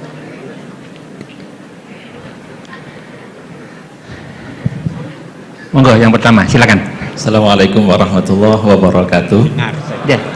Warahmatullahi wabarakatuh. Prof. Quraisy dan juga Gus Baha yang kami sangat muliakan, Pak Rektor dan juga seluruh Sivitas Akademika UII serta seluruh jamaah sekalian. Pertama saya mengucapkan terima kasih atas kesempatan yang diberikan dan juga apresiasi kepada UII atas inisiatif ngaji bareng yang luar biasa dengan tema meneladani khazanah tafsir Al-Quran di Indonesia. Jadi sebagaimana harapan kita semua, termasuk juga saya ingin seperti Gus Bah jadi orang goblok Gus. Jadi menyempatkan dan memberanikan diri untuk bertanya. Sebelum berangkat ke sini hampir 3 malam Gus, saya itu bermimpi jenengan sama Gus Kausar.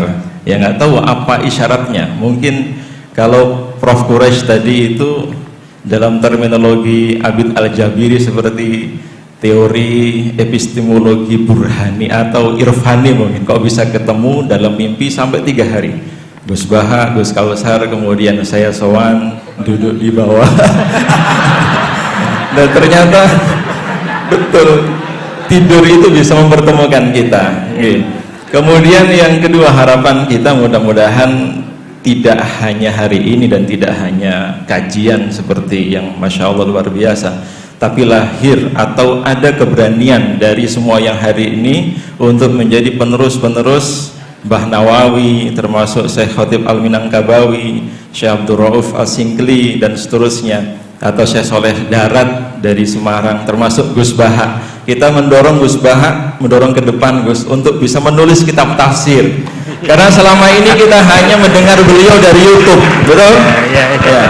Walaupun itu sudah memuaskan kita, tapi kita sangat berharap Gus Baha punya tulisan tafsir seperti yang diharapkan Prof. Quraisy. Nah, satu pertanyaan sederhana sebetulnya. Mohon izin namanya, bisa menyebut nama? Ya. Nama saya Solihuddin. Solihuddin. Dari Bantul, santrinya Gus Baha.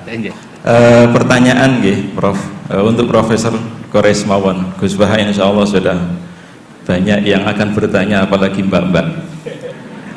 Terkait dengan apa yang tadi beliau sampaikan, dorongan kuat untuk berani menjadi mufasir. Salah satu yang disyaratkan oleh Imam Syatibi atau termasuk di dalam beberapa ulumul Quran itu kan tauhid menjadi fondasi utama sebagai seorang mufasir. Tapi saya sangat setuju dengan Prof. Quraisy bahwa objektivitas itu menjadi syarat utama seorang mufasir. Kalau misalnya kita pernah baca-baca tentang ulama dari Pakistan, Fazlur Rahman misalnya, terkait dengan teori double movement-nya atau gerakan ganda, itu kan menafsirkan Al-Quran mungkin berbeda dengan Ibnu Taimiyah. Dalam Muqaddimah fi Usuli Tafsirnya kan beliau menjadi pondasi utama yang melahirkan kerangka teori tafsir bil maksur, Al-Quran dengan Quran, Quran dengan hadis, Quran dengan sahabat dan seterusnya. Kalau Fazlur Rahman yang ulama asal Pakistan itu memberikan tawaran double movement tadi, di mana gerakan ganda ini mungkin seperti yang diharapkan Prof. Quraisy untuk lahirnya kita tidak hanya meneladani. Kalau meneladani kan cuma niru, tapi ya memberanikan diri untuk action atau menjadi seperti Gus Baha yang nanti ada karya tulisnya, tidak hanya sekedar suara di YouTube. Nah, salah satu tawaran itu mudah-mudahan nanti bisa diluruskan sama Prof. Quraisy adalah ada sosiohistoris yang terlebih dahulu dipahami. Dan ini kalau seandainya semua dalam tanda kutip memberanikan diri, kita tidak hanya mengadopsi tafsir-tafsir ulama klasik di zaman mungkin abad pertama atau abad pertengahan, tapi ada tafsir keindonesiaan, mungkin seperti itu. Karena selama ini masih bisa dihitung dengan jari mufasir-mufasir yang dengan percaya diri bahkan menjadi Syekhul Hijaz, Syekhul Haramain dan seterusnya. Salah satunya Mbah Nawawi itu. Termasuk kata Prof. Quraisy, ini turunannya ini Gus Baha, insyaallah. Turunannya. Mudah-mudahan juga semakin ada. Nah, keberanian kita salah satunya mungkin kalau kita boleh ambil dari teorinya Fazlur Rahman, double movement tadi itu, memahami sosiohistoris tentang apa, bagaimana, sebab apa Al-Quran diturunkan atau asbabun nuzulnya. Kemudian yang kedua adalah tentang kontekstual, makna, kekinian. Karena di Indonesia ini banyak istilah-istilah yang disebutkan dalam Al-Quran atau istilah-istilah Al-Quran yang banyak disebutkan itu tidak ada, atau bukan tidak ada, belum ada namanya di Indonesia. Nah, Prof. Quraisy itu terlalu berani dan saya acungi jempol. Beliau berani menafsirkan misalnya nakhlah dengan kelapa nggih, Prof. Bukan pisang atau yang lain. Kenapa? Mungkin ada kemiripan dan seterusnya. Dan kita memang membutuhkan itu. Mudah-mudahan dengan kehadiran ngaji bareng yang diinisiasi oleh UII semakin banyak mufasir-mufasir dari kalangan akademik, terutama juga yang lain dari jamaah yang hadir pada pagi hari ini. Terima kasih, itu yang bisa saya sampaikan, kurang lebihnya mohon maaf. Assalamualaikum warahmatullahi wabarakatuh. Waalaikumsalam warahmatullahi wabarakatuh. Baik, selanjutnya dari ibu-ibu satu yang paling depan dulu ya. Mikrofon Mas ya, ibu yang depan.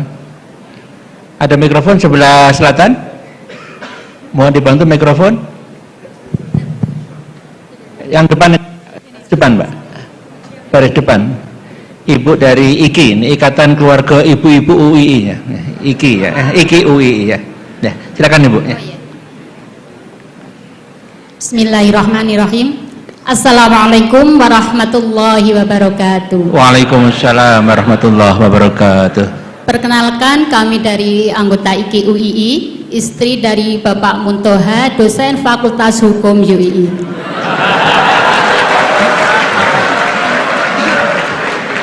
Maaf tadi diminta oleh mbaknya untuk memperkenalkan diri. Ya, monggo Bu Muntoha ya. Kepada yang terhormat Bapak Profesor Dr. M. Khurai Shihab dan Kiai Haji Ahmad Baharudin Nur Salim. Tadi sudah disampaikan banyak hal tentang tafsir yang tadi menyinggung tentang pernikahan, kemudian tentang Anisa,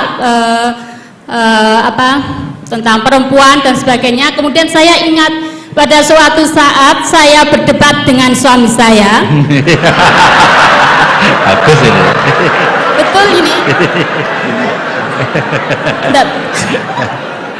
Saya pernah berdebat dengan suami saya mengenai ayat yang berbunyi, yaitu surat An-Nisa ayat 43 maaf, yang berbunyi, saya penggal ayatnya. A'udzubillahi minasyaitonirrajim.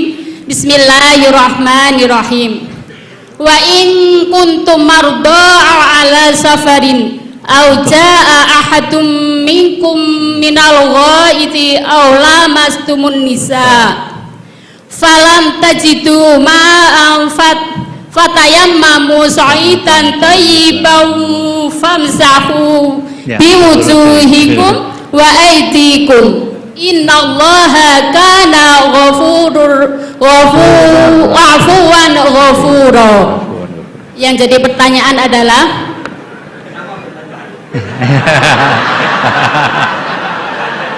ya, sampai hampir bertengkar karena ayat tentang ayat yang berbunyi aula mastumun nisa.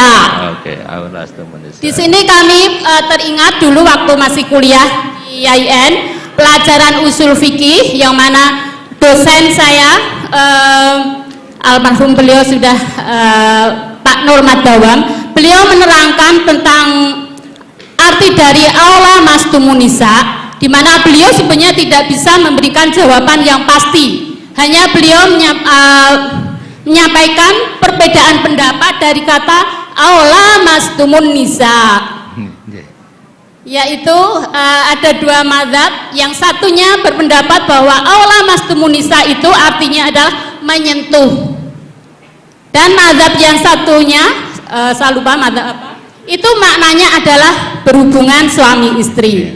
Nah, pada suatu saat saya berdebat dengan suami, yang mana untuk memastikan sebenarnya makna dari aula mastumun nisa itu apa. Kemudian suami saya bersikuku bahwa aula mastumun nisa makna dari menyentuh itu adalah menyentuh kulit. Nah, kemudian saya bersikuku bahwa makna dari aula mastumun nisa itu adalah berhubungan. Nah, setelah hari berikutnya suami saya goda.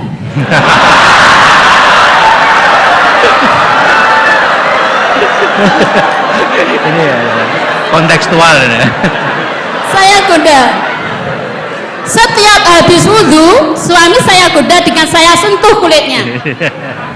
Kemudian suami saya mengulangi untuk wudhu kembali. Kemudian berikutnya sudah wudhu, saya sentuh lagi. Batal kan? Pendapatnya batal karena aula mastumun nisa tadi pendapatnya adalah menyentuh kulit. Batal. Jadi beberapa kali saya goda suami saya, setelah wudhu saya sentuh kulitnya dan mengulangi wudhunya.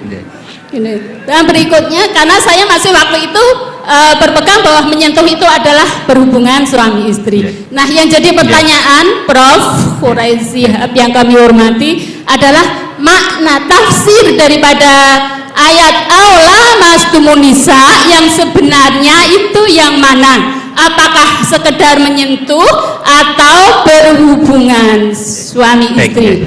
Demikian pertanyaan. Terima kasih. Assalamualaikum warahmatullahi wabarakatuh. Waalaikumsalam warahmatullahi wabarakatuh. Sebelum menjawab, monggo Pak Ketua Umum Yayasan Senior Prof. Warsono bergabung ya. Kebetulan baru hadir ya. Ya. Baik. Sambil menunggu beliau ya, makanya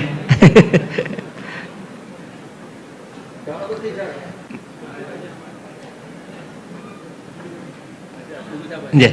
Ya. Ya, ini biar nunggu masuk dulu ya. Ya.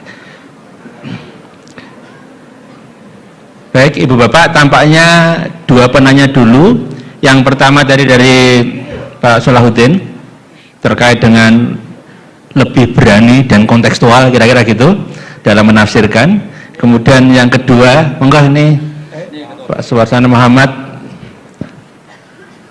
Ketua Umum Pengurus Senior Pak Kuras ya.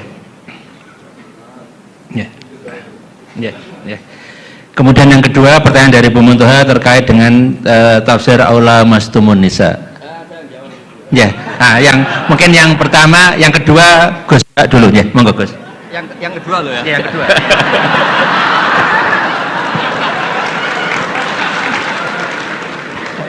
Nggak dijawab juga ya, kenapa bertengkar?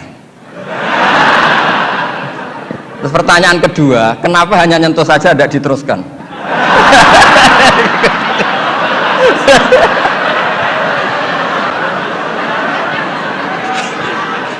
Nggak, dikasih mic juga. Ya satu ya, pertanyaannya kenapa bertengkar?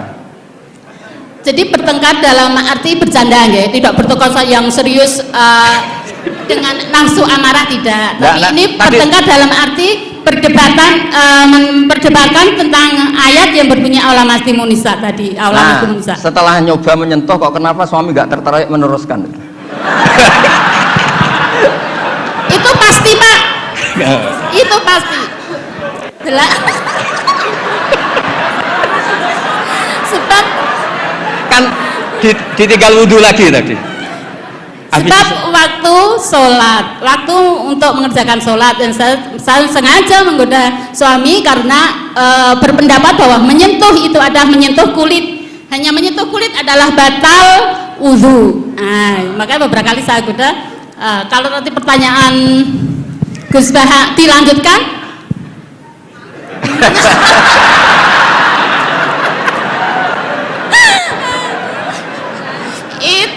Menunggu waktu. Menunggu waktu. Nggak begini ya.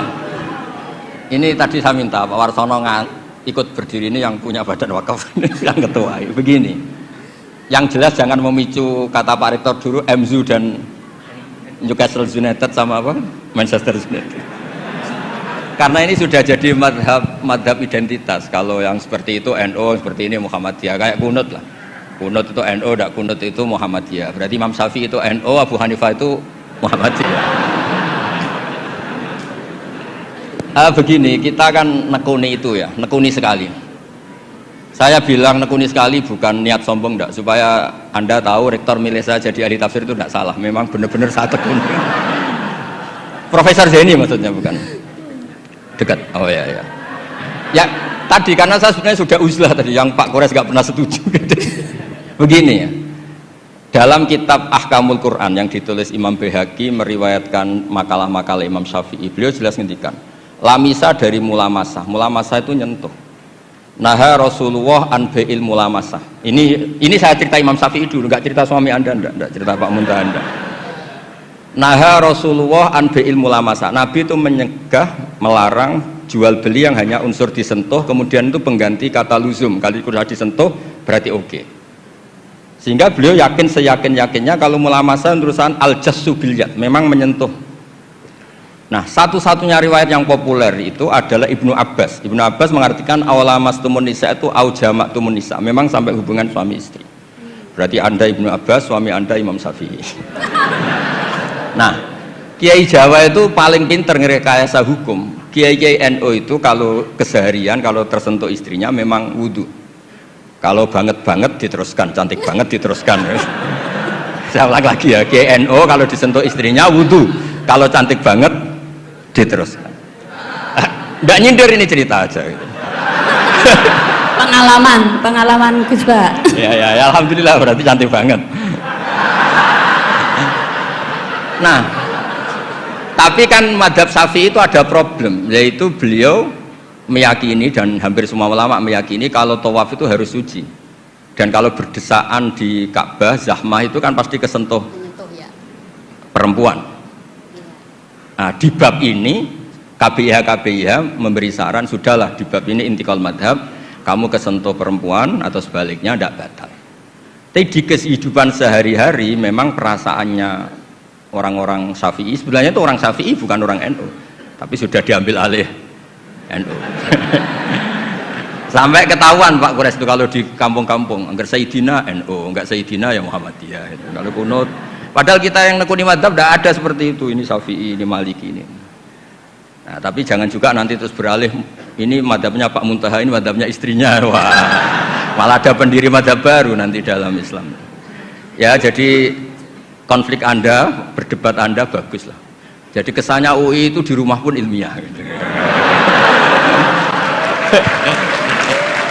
Jangan sampai debat begini, itu gaji kamu di UI hanya sekian, tuntut Pak Warsono, jangan gitu.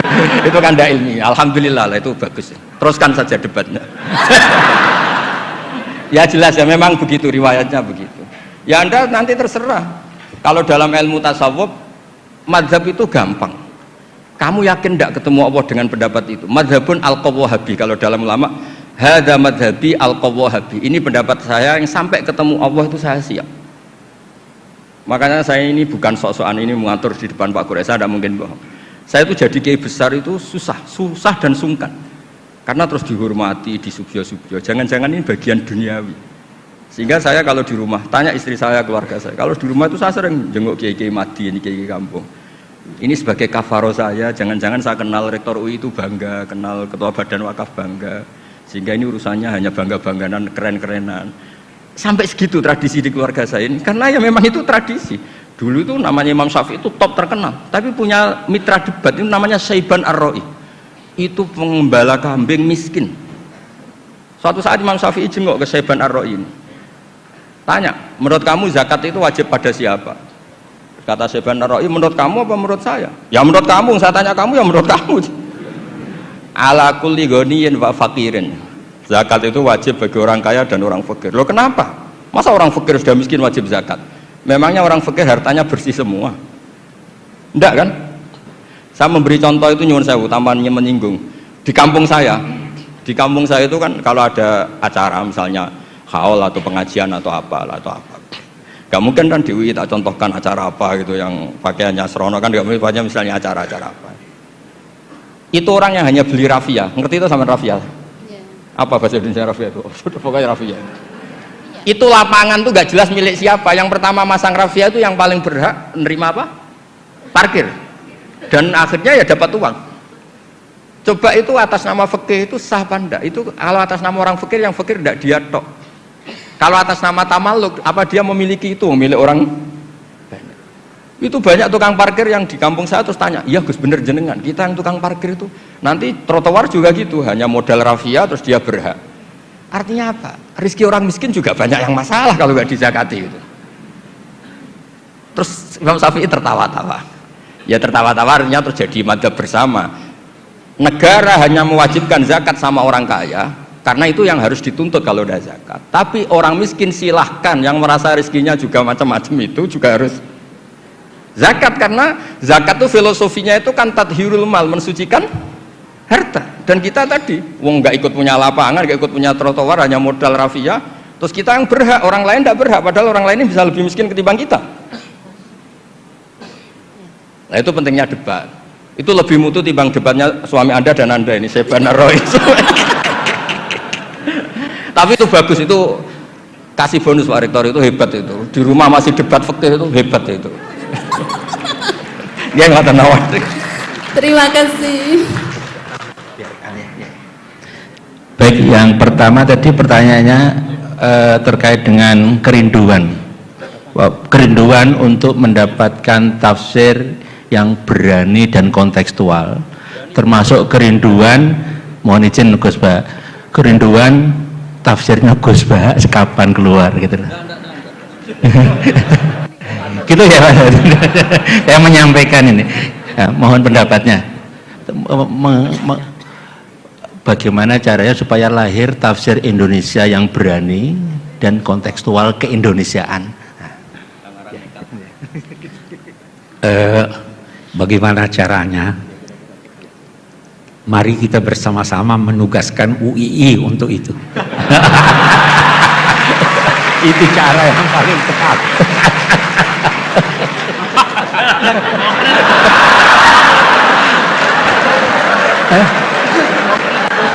Singkat padat. Alhamdulillah ada Gus Bah di sini. Mangga Gus Bah. UI dan Baitul Quran Jakarta, ya, insya Allah. Ya, ini pesan beliau yang kita ini saksinya semua, kita bareng-bareng ya, insya Allah. Pada saatnya mudah-mudahan bisa, ya. Dan kita masih punya Gus Bah di sini, alhamdulillah ya. Baik, Ibu Bapak, kita buka lagi pertanyaan, satu dari putra, satu dari putri. Yang putra yang saya ya, sana satu, sayap sana satu yang berdiri pakai batik, yang putri yang pakai jilbab hitam paling pinggir ya, pakai kacamata, baju pink. Kita mulai dari yang kiri, silakan sebutkan nama singkat padat ya. Baik, a'udzubillahi minasyaitonirrajim. Assalamualaikum warahmatullahi wabarakatuh. Waalaikumsalam. Baiklah, perkenalkan, nama saya Muhammad Zaki. Saya berasal dari UIN Sunan Kalijaga. Pertanyaan saya ialah, ini berkaitan juga tentang surah An-Nisa, yakni surah An-Nisa ayat 3 dan surah An-Nisa ayat 129. Yang mana saya bacanya saya agak kurang paham, Pak. Jadi ayat 3-nya begini. Ayat 3-nya ini kan tentang poligami. Di ayat 3-nya ada syaratnya, fa in khiftum alla ta'dilu. Ta'dilu itu kan merupakan syaratnya, Pak ya. Kemudian fa in khiftum alla ta'dilu fawahidah. Kemudian di ayat 129 itu dikatakan walan tastati'u an ta'dilu bainan nisa. Kemudian ditambah lagi dengan kalimat walau harastum, walaupun kalian sangat mau untuk bertindak adil. Jadi yang saya tangkap di ayat 3 itu adalah syaratnya. Kemudian di ayat 129 ini adalah pembatal syarat tersebut. Apakah pemikiran saya itu betul atau bagaimana pelurusannya, Pak? Ya, itu aja. Terima kasih Mas Zaki. Ini surat An-Nisa lagi ini. Selanjutnya silakan. Silakan Mbak, sebut nama dan asal ya. Bismillahirrahmanirrahim. Assalamualaikum warahmatullahi wabarakatuh. Waalaikumsalam warahmatullahi wabarakatuh. Sebelumnya perkenalkan, nama saya Gita Risma Rosanti, mahasiswa Universitas Islam Indonesia, program studi Pendidikan Agama Islam 2022. Tadi saya menyimak, Masya Allah sekali materi yang telah dipaparkan oleh Prof. Quraisyhab dan Gus Baha. Terima kasih atas materinya. Pertanyaan saya akan ajukan kepada Prof. Quraisyhab. Cukup sederhana, Prof. Pertanyaannya yaitu, apakah ada kejadian spesial atau peristiwa, suatu keajaiban yang dirasakan Prof ketika menulis tafsir Al-Misbah? Kemudian pertanyaan kedua, setiap tindakan atau perbuatan yang kita lakukan pasti ada tantangannya. Nah, pertanyaannya ialah apakah ada tantangan yang menurut Prof itu tersulit ketika menulis tafsir Al-Misbah sendiri? Terima kasih. Wassalamualaikum warahmatullahi wabarakatuh. Waalaikumsalam warahmatullahi wabarakatuh. Pertanyaan pertama tampaknya akan dijawab lagi Gus Baha aja. Ya. Ya. Ya. Ya. Ya. Gus Baha, ini pertanyaan pertama surat An-Nisa lagi Gus Baha katanya. Ini terkait dengan tadi, kalau nggak bisa adil ya satu saja, nah, dan nggak bisa adil katanya gitu ya. Monggo Gus, ya. Monggo Gus. Ya, bismillahirrahmanirrahim. Tadi kata Ketua Badan Wakaf, dicoba aja kalau berani. Nanti kan tahu rasa piring terbang. Begini, hampir semua mufasir sepakat. Mungkin Anda yang kuliahnya nggak pernah belajar itu.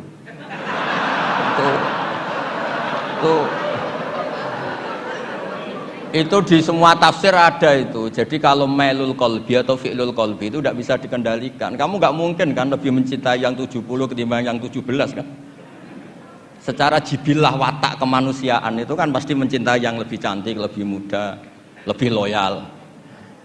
Dan lebih belum tahu app kamu. Jadi fala tamilu kullal maili itu fi'lul qalbi. Nah, yang wa in khiftum alla ta'dilu atau fa in khiftum alla ta'dilu itu amru ilzam. Jadi hukum itu menjadi enggak masalah kalau kamu istri satu karena kamu takut tidak adil. Meskipun ya tetap saja tidak adil, masalah fi'lul qalbi. Kayak kita lah, kita kan secara ilzam Nabi wajibkan mencintai semua orang Islam. Tapi yang berbaik ke kita, yang sering ngasih uang kita, jasa kita, manfaat ke kita, tentu ya kena kaidah fi'lul qalbi, al insan abdul ihsan. Masa yang menjadikan kita misalnya pegawai UII, yaitu orang tua kita, mendidik kita sampai kita jadi orang pinter, jadi pegawai UII, sama dengan orang Islam yang lain. Jadi secara hukum kita wajib ihsan sama semua orang. Tapi nanti fi'lul qalbi ya kena kaidah al insan abdul ihsan. Ya sama lah, semua partai politik, partai Indonesia yang dipilih ya yang begitu, yang begitu nggak tahu saya terus. Nah, yang kamu cocok kok, kamu kok seudon betul sih. Jadi ada hukum, ada fi'lul qalbi. Jadi fala tamilu kullal maili itu hukum, tapi fi'lu kita adalah pasti ada apa kamu walantas tati wa ta'dilu bainan nisa walau harastum. Itu fi'lul qalbi. Jadi ada hukum, ada fi'lul qalbi. Itu biasa di ilmu tafsir. Ya, Zaki ya.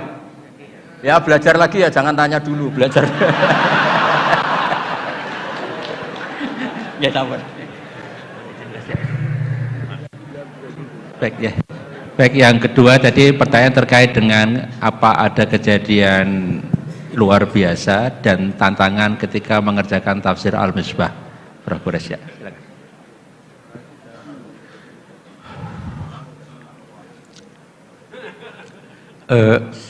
Saya yakin bahwa semua yang tulus ingin mempelajari Al-Quran pasti dipermudah oleh Tuhan, pasti. Itu kalau kita baca firman-Nya, apa itu? Bukan walaqad yassarnal Qur'ana lidzikri fahal min muddakir.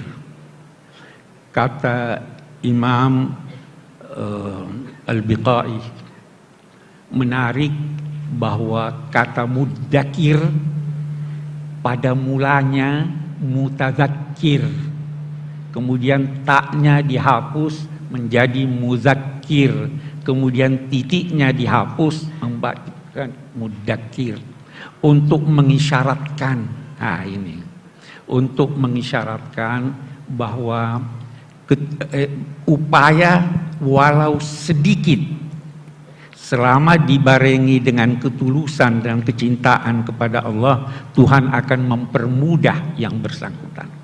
Ya. Jadi yang penting itu Anda mau, tidak harus bersungguh-sungguh sehingga habis semua tenaga untuk itu. Tuhan permudah. Dalam konteks mempermudah ini, itu banyak sekali cara. Sebahagian di antaranya tidak dapat dijelaskan depan umum. Itu pesan ulama-ulama, ya kan? Jangan ceritakan itu. Jadi saya hanya bisa berkata, siapapun termasuk saya, termasuk nanti tim yang dibentuk oleh UII untuk merespon itu, pasti dapat kemudahan. Yang penting tulus. Kemudahannya macam-macam. Tadi saya sudah singgung, salah satu kemudahan itu yang kita lihat pada Kiai Bisri. Ya, jadi itu ada. Jangan pernah menduga tidak ada. Hanya saya tidak berani menceritakan. Oke, ya kan begitu ya, Gus Bahaya enggak boleh ya. Ini Pak Gus Bahaya yang lebih tahu. Jadi meneruskan istilah asror, kalau tradisi ulama itu Innalillahi asroron la ya'rifu al-anbiya wa innalil anbiya'i asroron la ya'rifu al-ulama wa innalil ulama asroron la ya'rifu al-awam. Jadi pada level beragama itu pasti ada asror. Asror itu hubungan-hubungan privat yang nggak diketahui kecuali oleh pelakunya. Dan itu kalau orang-orang sudah makomnya wali itu sampai guyonannya gini, wali, saya makan sama kamu wiridan itu masih wali saya pas makan. Nah, kenapa begitu? Ternyata kamu pas wiridan itu hanya melibatkan Tuhan saja. Kamu punya utang, terus Tuhan disuruh nyaur. Kamu cinta cewek, terus Tuhan kamu libatkan, tolong Gusti kabulkan. Jadi sebenarnya Anda tidak ingat Allah, ingat hajat Anda dan Allah libatkan. Itu mbok wiridan sampai mati gak jadi wali karena sebetulnya gak ingat Allah, ingat masalahnya, kemudian Allah dilibatkan. Sementara kiai-kiai yang makan terus semalaman makan itu nyon sewu, beliau juga manusia punya nafsu. Daripada nafsunya itu qabihah, jelek atau maksiat, dia melawan dengan mubah. Dia nyifati, wah sate ini enak, mie ayam ini enak, supaya tidak nyifati perempuan yang haram. Itu tidak gampang, lah itu asror. Terpaksa saya bocorkan karena disuruh fakultas itu termasuk asror. Jadi ternyata nyifati, oh ini mie ini enak, sate ini enak, hanya melawan supaya saya tidak nyifati perempuan yang enggak halal. Dengan begitu tahu-tahu pagi, tahu-tahu tempat maksiat ya sudah tidak ada, dia selamat. Dan itu ilmunya ulama, itmamin mubahin illa wa yatahaqqaqu bihi tarku haramim. Tidak ada mubah yang dilakukan kecuali meninggalkan haram. Wah itu asror. Ini saya bocorkan spesial untuk UI. Mungkin Pak Profesor udah makan sedikit aja yang asror. Jadi itu memang pesan itu. Nah, saya kira semua orang yang belajar walau sedikit dari ilmu tasawuf kan ada itu ya. Ini akan dijelaskan oleh Pak Rektor lebih jauh.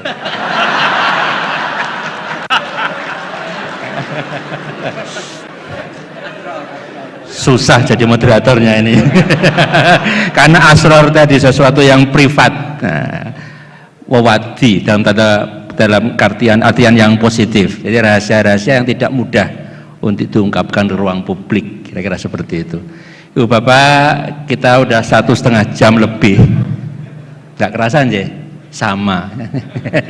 Karena kita menikmati kajian, mendapatkan banyak masukan dan perspektif baru, pengayaan diri, inspirasi, dan tradisi pondok tidak ada yang nama moderator itu membuat kesimpulan.